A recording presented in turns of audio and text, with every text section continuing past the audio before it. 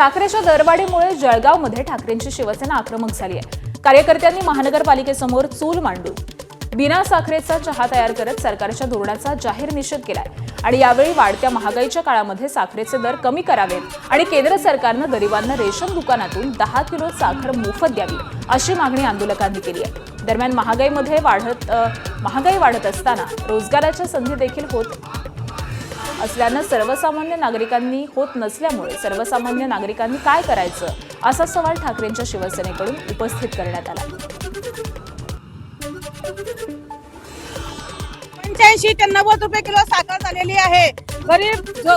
गोरगरीब जनता काय करणार? आम्ही गृहिणी आहोत। रोज सकाळी उठल्यानंतर आमचे माणसं कामाला जातात, मुलं शाळेत जातात, चहा नाश्ता सगळं लागतं, तर सकाळी चहाची सुरुवात होते। तर एवढी महागाई दाटलेली आहे या सरकारची, तर आम्ही साखर कुठून आणायची? एवढी स्वस्त साखर होती, आता एवढी महाग झालेली आहे, तर गृहिणी काय करणार आहेत?